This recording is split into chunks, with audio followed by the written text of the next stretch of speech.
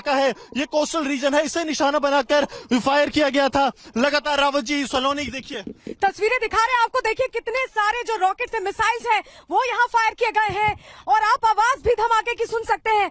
अचानक ये अलर्ट हमारे फोन पर आता है और देखिए आवाज सुनिए, पूरा इलाका गूंज रहा है। आयरन डोम सिस्टम लगातार उसे निष्क्रिय कर रहा है। गुरसिमरन, हम तस्वीरें लगातार दिखा रहे हैं। देखिए रावत जी लगातार विजुअल दिखा रहे हैं, 10 रॉकेट जो हैं वो इजराइल पर दागे गए हैं हमास की तरफ से। इस वक्त हम कोस्टल रीजन से रिपोर्ट कर रहे थे, ये स्ट्रेटेजिकली बहुत इंपॉर्टेंट है, लेकिन एकाएक जो है बैराज रॉकेट्स के यहाँ पर दागे जाते हैं। लोग आप देखिए पूरे जो है इस इलाके में अलर्ट पर आ गए हैं। ये काफी ज्यादा जो है तकरीबन 30 से 45 सेकंड में ये अलर्ट रहता है। अब जो इस खतरा है इसे अब निष्क्रिय कर दिया गया है।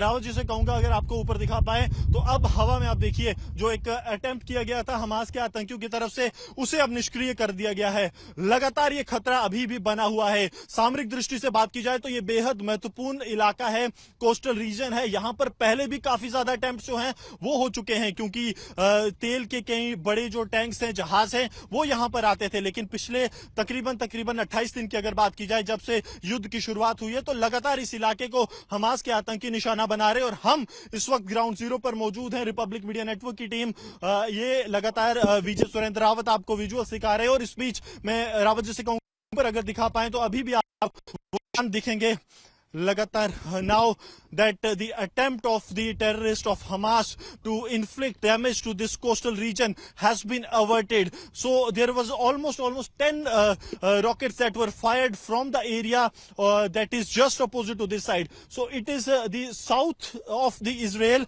and the north of the Gaza from where the attempt was made. And I'll request Vijay Surendra Rawat to show you that even as we speak, there is a regular surveillance that is also being done on the coastal region and also the areas that are very close to the borders. Because from here what we see is the left side of the coast, that is from the northern Gaza. There was an attempt to launch a barrage of rockets into the territory of the coastal region of Ashdod. The attempt has been foiled now by the Iron Dome interceptor system, and now you will see that the how the surveillance is being done on ground. This is one of the major attack that has taken place in last couple of hours, where there has been an attempt to target not only the coastal region but also the civilian areas. Yes.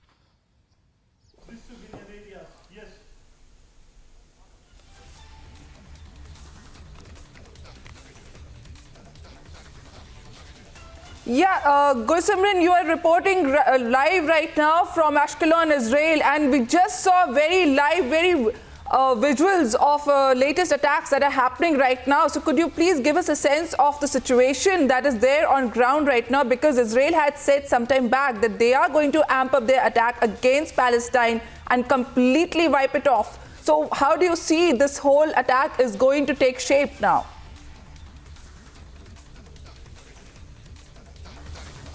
See, this was another attempt by the Hamas terrorists to inflict maximum damage to the Israel side. This was targeted at the coastal region, because I'll request now Vijay Surendra Rawal to show you this area. This is one of the important strategic assets when it comes to the economic activities of the state of Israel. This is a port and important coastal region where the ships from the different countries carrying the oil or other essentials, they come, and here it is considered as the economic hub of the Israel. This is in the southern portion, the coastal region of Ashdod, and here an attempt was foiled by the Iron Dome system. The attempt was made when around 10 rockets that were launched from the side of Hamas that was intercepted by the Iron Dome system and has been destroyed now. But this has to be seen that here the population remains in the coastal areas. This area has not been evacuated by the Israel Defense Forces or the Israel security authorities based on the threat perception. But now here also there have been regular attempts by the Israel, the side of Hamas to inflict damage, because Hamas knows one thing, that the way they have been carrying out the intensified operation the IDF is carrying out inside the Gaza, they want to divert the IDF from there, and that's why they are now targeting more and more areas that have been far off from the area of the border of the Gaza, but they want to make the people here also the victim of the Hamas terrorism. Yes. Kosimran, how is the whole the geopolitical situation over there shaping up? Because as you're just saying that you're standing next to a coastline, which is very important strategically, business-wise, and also Israel has rejected US's calls for ceasefire for humanitarian cause. So, what is the current political situation over there, apart from the military actions that are taking place and also ramping up?